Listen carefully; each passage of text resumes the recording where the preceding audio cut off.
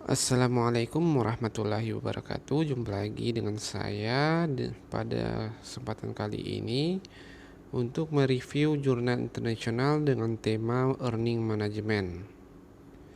Jurnal yang saya review kali ini berjudul Good Corporate Governance and Earning Management Practice in Indonesian Case, karya Dr. Werner R. Muhardi dari Fakultas Ekonomi Universitas Surabaya pada tahun 2009.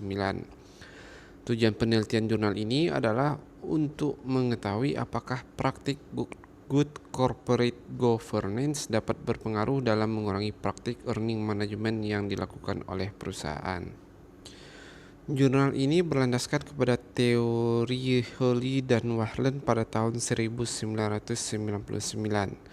Earning management terjadi ketika seorang manajer menggunakan pertimbangannya dalam laporan keuangannya yang dapat menyesatkan pemangku kepentingan perusahaan tentang kondisi dasar perusahaan.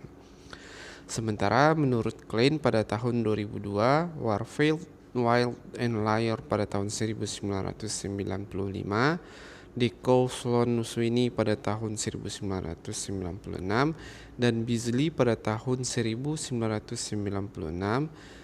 jika pemegang saham pengendali tidak ada di perusahaan, earning management dapat dilakukan oleh manajemen, sehingga menimbulkan kerugian bagi pemegang saham yang kemudian mengarah pada konflik keagenan tipe 1.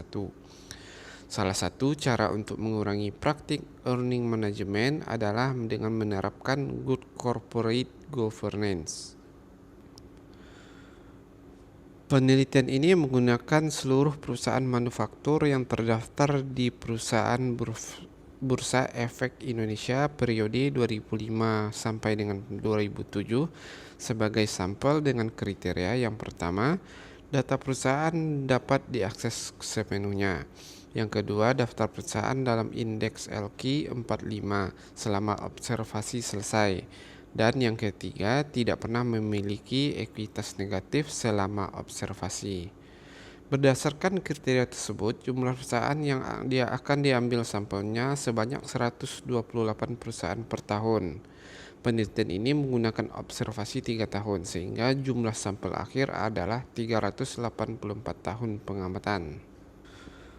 Penelitian ini bersifat kuantitatif menggunakan observasi dan analisa bersifat kuantitatif.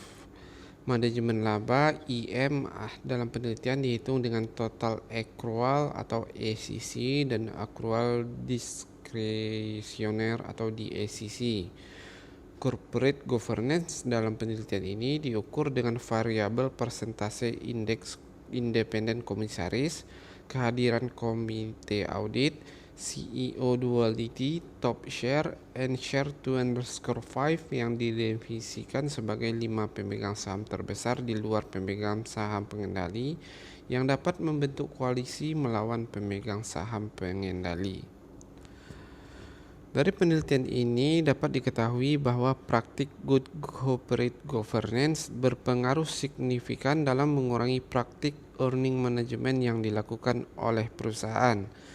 Namun dari 5 indikator GCG, yaitu Committee Audit, Komisaris Independen, CEO Duality, Top Share, dan Koalisi Pemegang Saham, hanya CEO Duality dan Top Share yang berpengaruh signifikan. Dualisme antara pemilik yang juga menjadi CEO mendongkrak terjadinya praktek earning management. Demikianlah jurnal International Review saya pada kesempatan kali ini. Terima kasih. Assalamualaikum warahmatullahi wabarakatuh.